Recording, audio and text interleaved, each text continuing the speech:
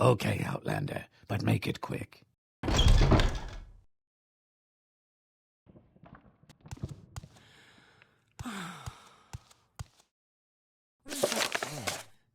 Here not long ago.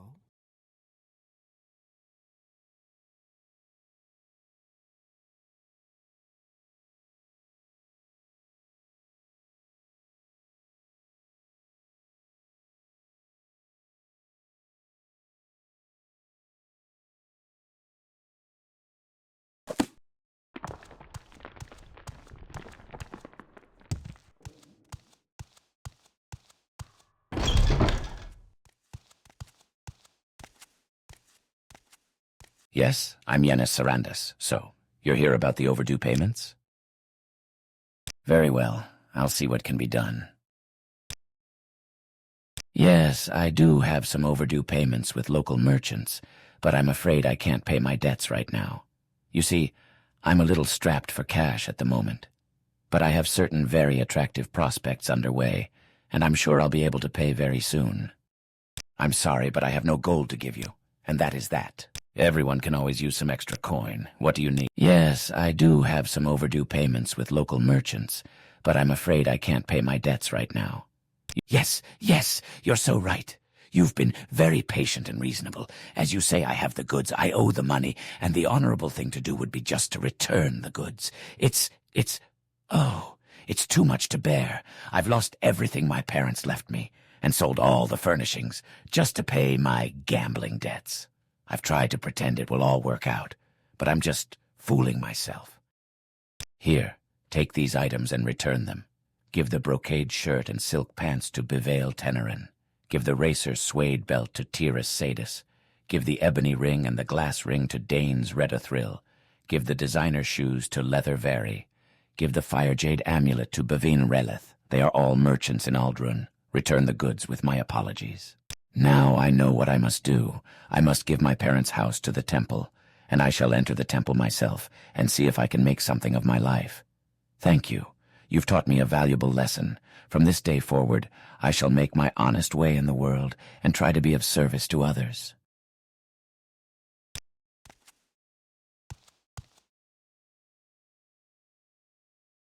A warm welcome to you.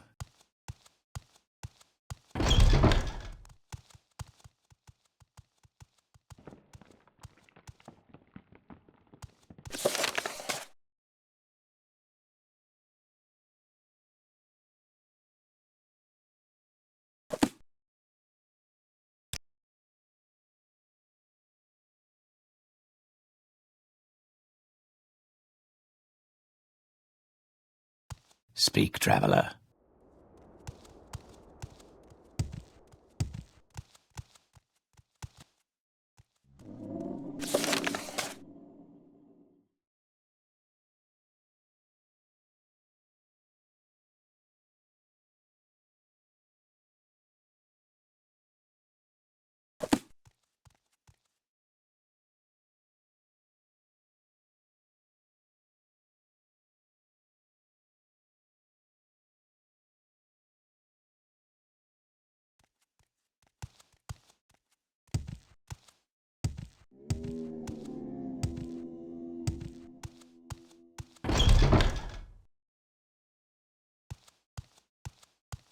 I don't believe I've seen an Outlander with such a grand outfit in some time. Can I help you? Have you heard he has given his house to the temple and is studying to be a priest? I see you have the fire jade amulet from Yennis Sarandis. Here are the 25 drakes for your services, and thank you very much for handling this situation so well. I really appreciate it. Yes, Outlander, what may I do for you?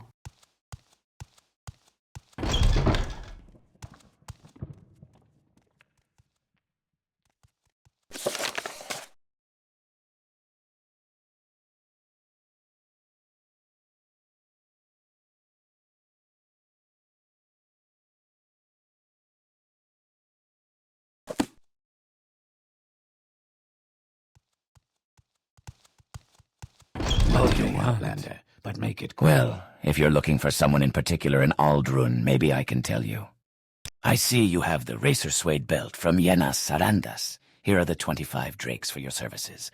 And thank you very much for handling this situation so well. I really appreciate it.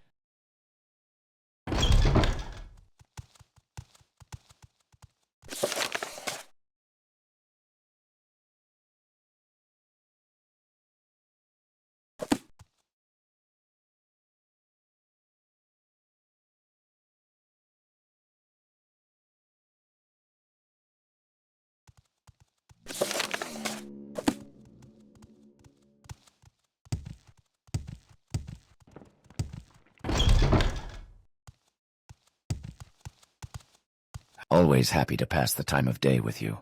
I see you have the ebony ring and the glass ring from Yenus Sarandus. Here are the 50 drakes for your services.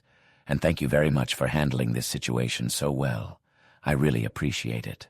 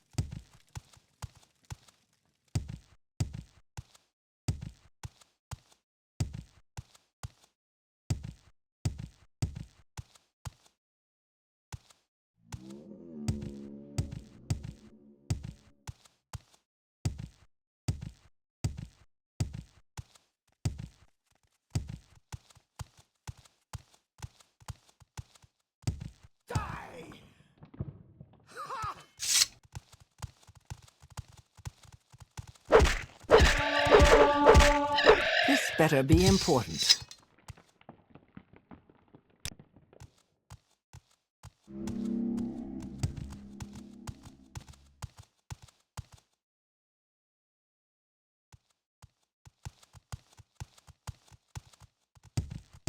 Speak, traveler.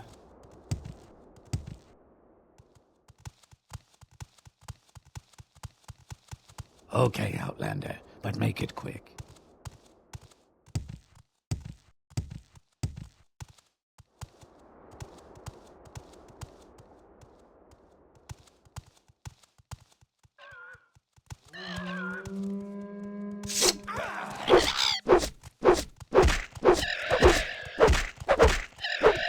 What, Outlander?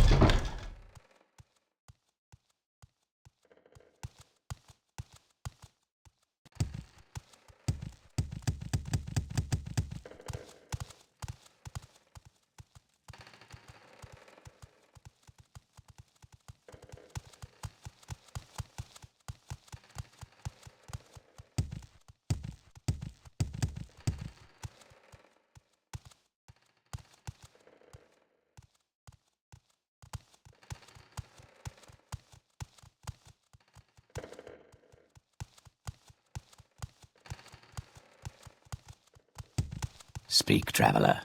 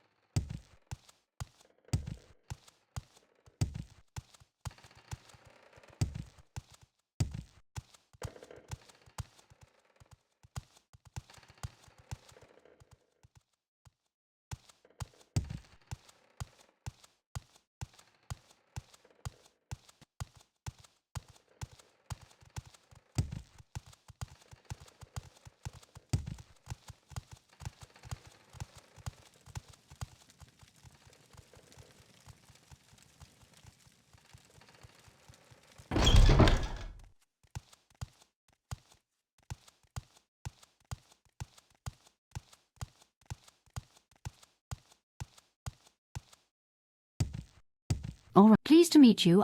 Welcome to Old Rune. What can I do for you? I'm an alchemist. Alchemy is the process of refining and preserving the magical properties hidden in natural and supernatural ingredients. I sell potions. I also sell the various kinds of apparatus alchemists need to make potions and buy and sell ingredients.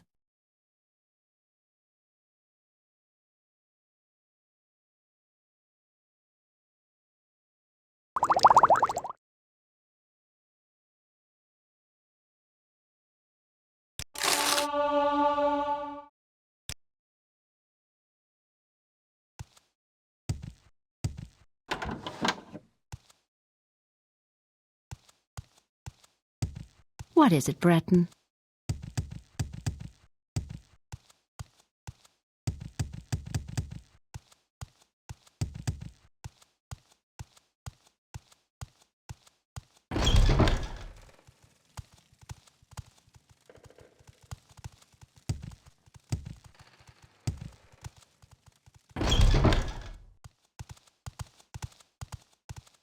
I'm waiting. What do you want? I see you have the brocade shirt and silk pants from Yenna Sarandis. Here are the 50 drakes for your services. And thank you very much for handling the situation so well. Have you heard he has given his house to the temple and is studying to be a priest at the Aldrin Temple? The word is all over town.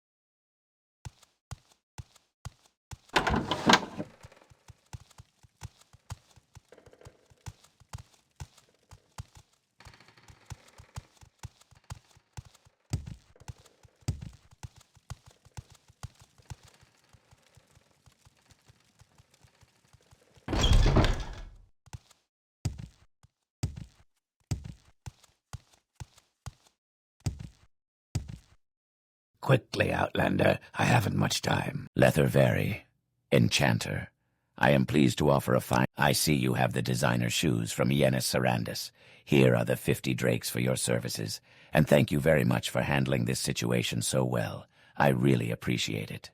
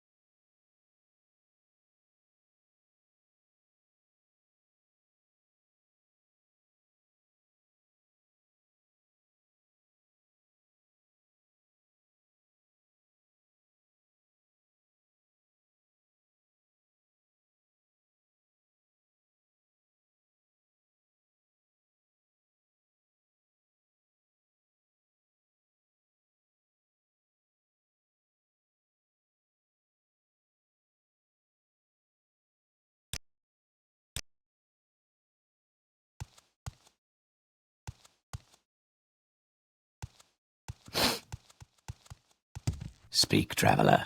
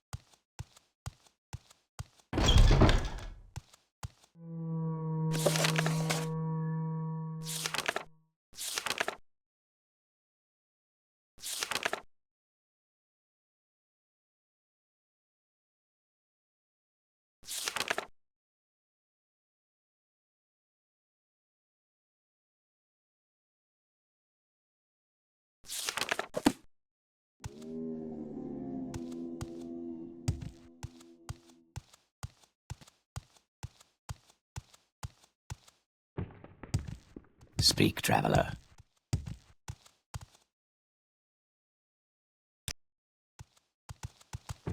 Let's hear it.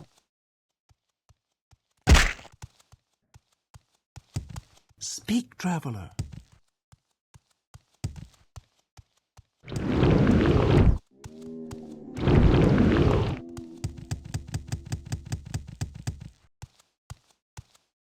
Good day, stranger.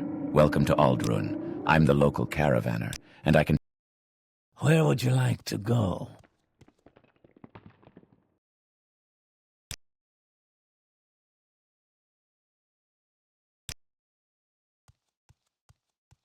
I don't believe I've seen a with such a grand outfit in some time. Can I help you?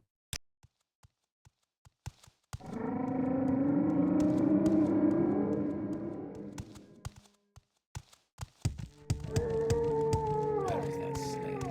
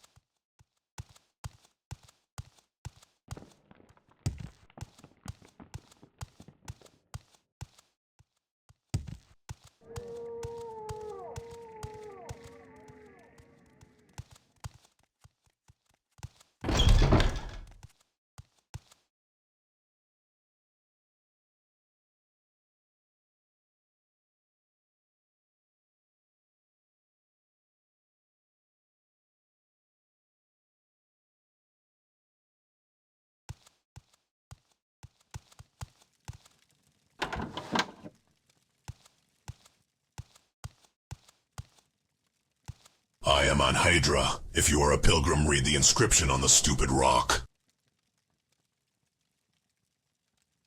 Your threats are weak like your flesh, mortal. I am on Hydra. If continue with your insults, mortal, I long to feast on your marrow. This is Margan, and I'm Brains Othravel. Lots of pilgrims come here to visit the temple shrine. Is there anything I can help you? Margan is a Redoran egg-mining village in the northern Ashlands, north of Aldrun, close to Foyada Banidad, the Ghost Fence, on the plains beneath Red Mountain. Monsters have been breaking through the Ghost Fence here and attacking the villagers. Fortunately, monster fighters have answered the call for volunteers to come help protect Margan. Pilgrims of the Tribunal Temple come to visit the Margan Tower Shrine, where Lord Vivek outwitted the bad Daedra Lord Mehrunes Dagon.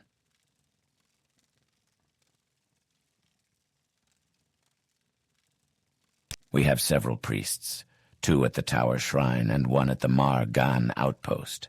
We also have a Redoran Smith, Master-at-Arms, Drill Master, and Scout at the Outpost. Mance Andus at the Andus Trade House rents rooms and sells food and sundries. Why would you want to go there? Well, it's your business. Why would you want to go there? Well, it's your business. Fine sentiments, but well, if you insist, I must not refuse. Can't think of why you'd want to go to that place. I'm not sure where it is, but check with Bugdurash Gragashel or Nuleno Tedas. They both know the land around here well. Check for them at the outpost, or maybe at the trade house. Is there something I can do for you? If you are on the pilgrimage here, I may assist you. Do you want the blessings of the temple? Do you want the blessings of the tribunal? Very well, stand still. Mathsera.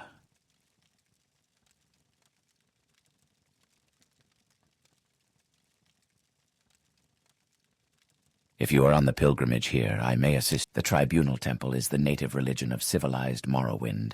They worship 3 god-kings, Almalexia, Sothasil, and Vivek, who are known together as the Tribunal. We usually just call it the Temple. Almalexia was the virtuous wife of Lord Nerevar, and later the consort of Lord Vivek. Sothasil was the mightiest wizard and most wise counselor of the First Council. At once brave and honorable and cunning and devious, Lord Vivek is a rare combination of the virtues of flamboyant adventurer and prudent statesman.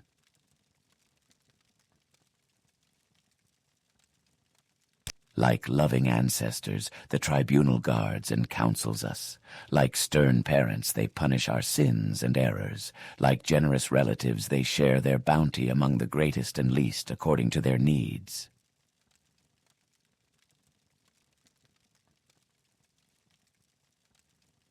Why would you want to go there?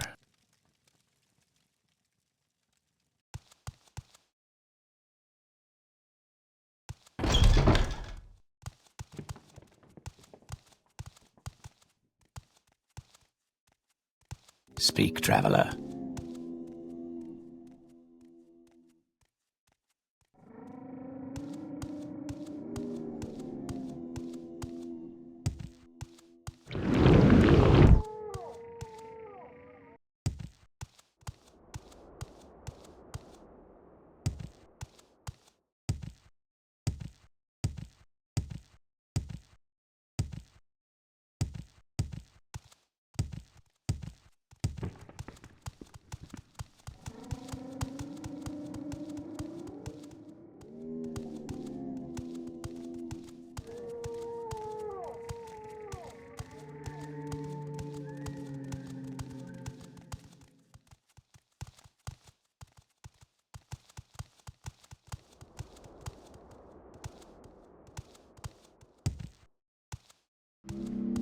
Where is that slave?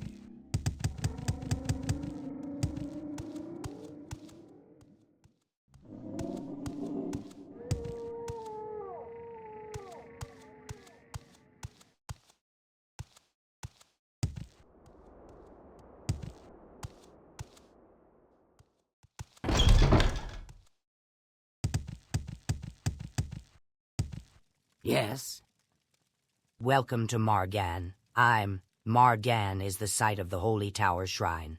It's almost due north of here, but you'll need a way get across the sea. It's on an island, and it's a long walk with a long swim after it. You know where Vass is? Well, it's a bit southwest of there. Like I said, it's a long way to go. I suppose you could travel west from Vvardenfell, but it's a long trip from there as well.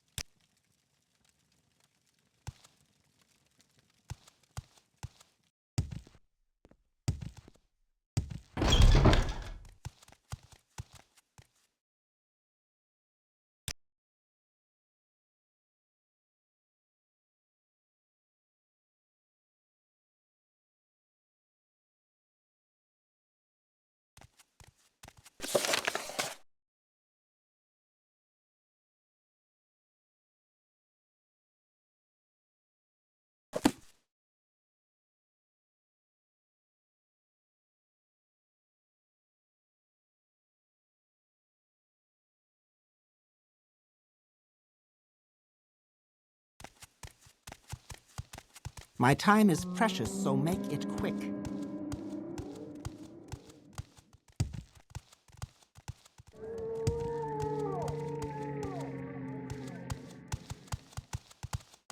I've got better things to do, so if you don't mind, let's move this along. There's someone watching me. I can tell. Good day, Outlander.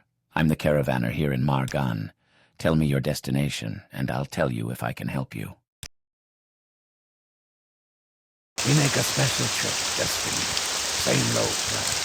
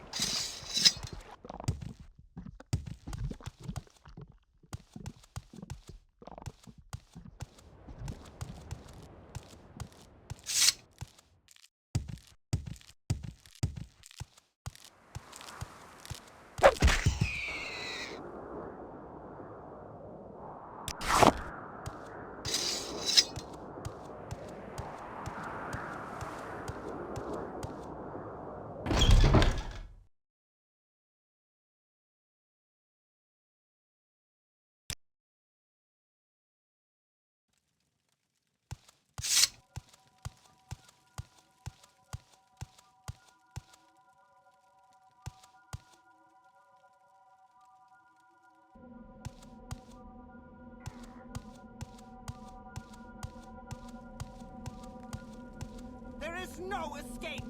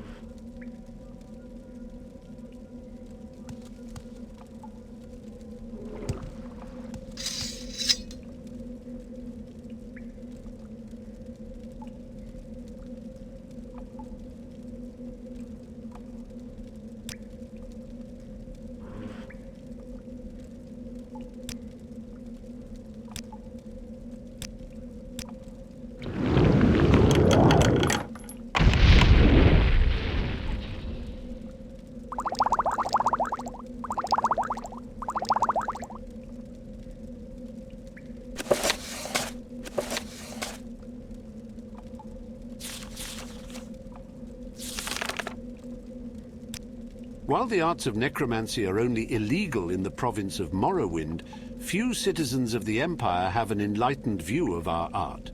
Thus, the acquisition of corpses on which to experiment is often difficult. In Cyrodiil, a few necromancers who have served the Empire are given the corpses of criminals and traitors to use legally. This provides those who have acquired such a post with a fresh supply of corpses, most of them young, strong, and intact. In Morrowind, the outlawing of necromancy would make its practice impossible were it not for the fortunate institution of slavery. While the temple will investigate obvious signs of necromancy, such as hastily emptied graves or ash stolen from one of their ash pits, a careful and discreet necromancer can thrive in Morrowind by taking slaves at a modest rate. Most will assume the slave escaped or died in the ashlands. Finding suitable corpses in Black Marsh is nearly impossible due to their rapid decay. There are also diseases, Argonian tribesmen, and other difficulties that must be dealt with. I know of only a few slowed necromancers who operate successfully in Black Marsh, and even they stay near coast. While the forests of elsewhere pose some of the same problems as those of Black Marsh, the deserts preserve corpses for hundreds of years in a way that requires very little preparation. Khajiit of the desert tribes are often buried with only a small cairn of stones, which are easy to find and uncover. The Khajiit show remarkably enlightened indifference to graves being uncovered. It is said that in the port of Senchal, one may purchase anything one desires. This is true if you desire fresh corpses. While few Bosmer perform Arkay's rituals when burying the dead, the more primitive Bosmer still practice cannibalism upon their enemies, which reduces the number of available corpses. As would be expected from such a backwards people, they have an intolerance of necromancy that goes beyond all reason. Many necromancers who practice our arts in Valenwood become one with the trees themselves. Somerset Isle is even worse in some ways.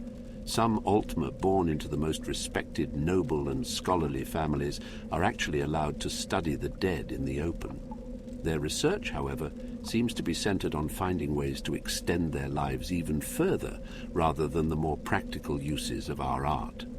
A necromancer of any other race caught in Somerset Isle can expect the worst possible punishments. In Hammerfell, where worship of Arkay is strongest, the dead are almost always subject to Arkay's law.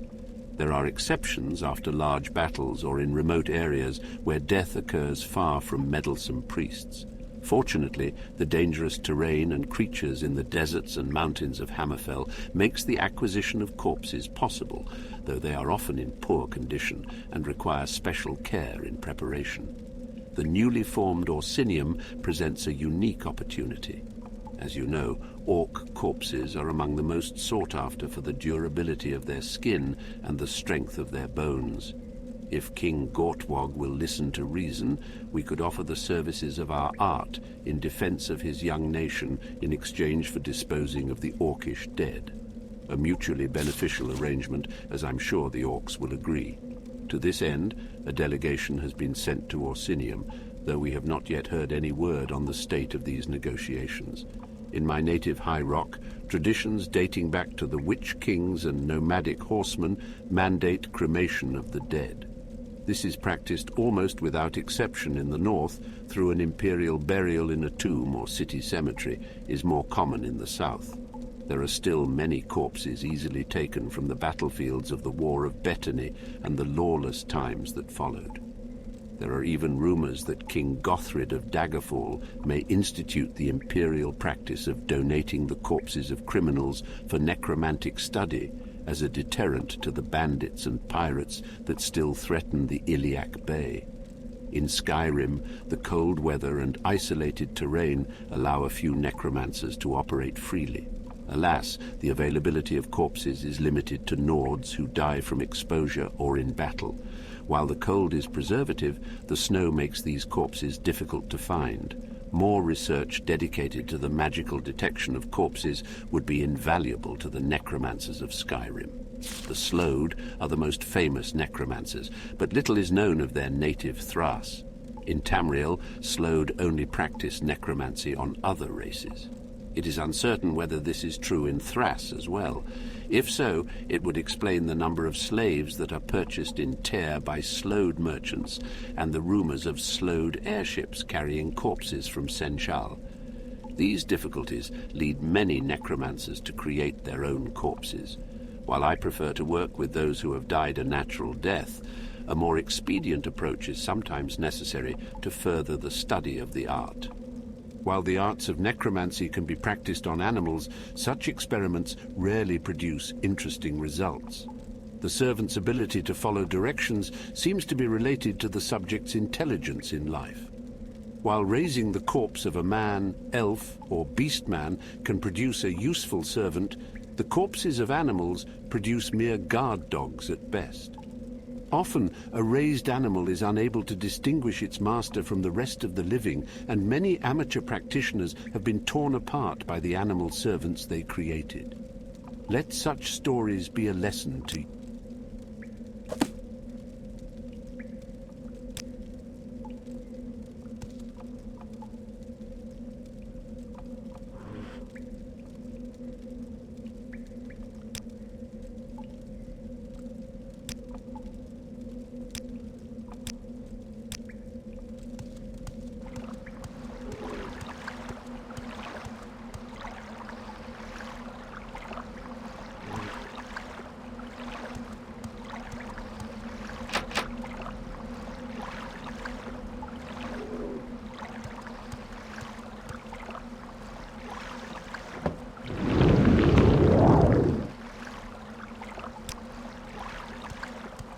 I shall enjoy what last breath.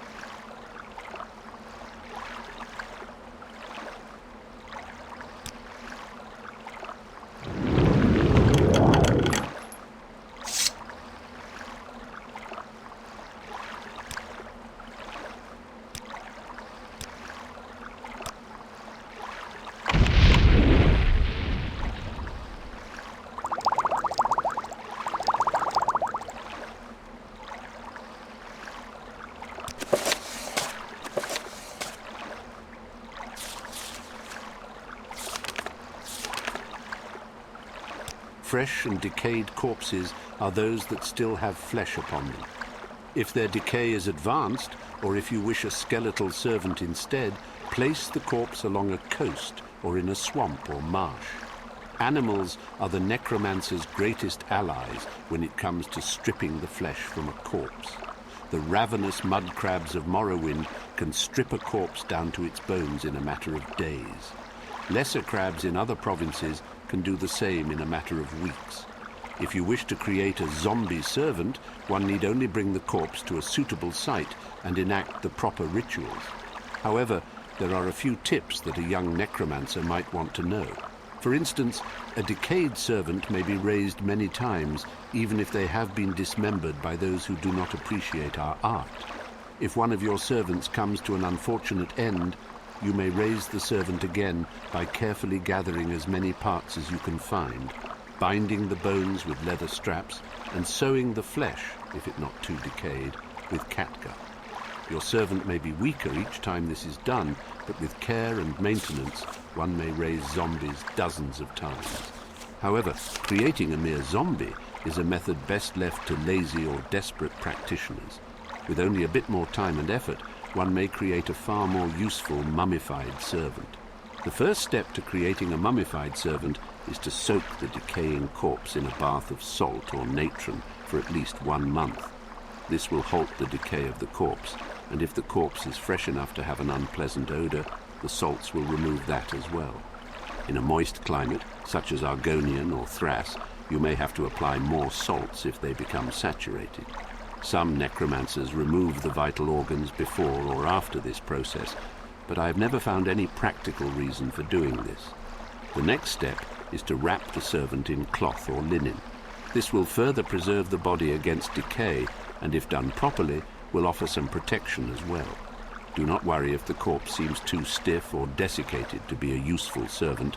The proper rituals will imbue the mummified corpse with the strength to move itself. Most importantly, you will have a much stronger servant who will follow your commands with more independence and understanding.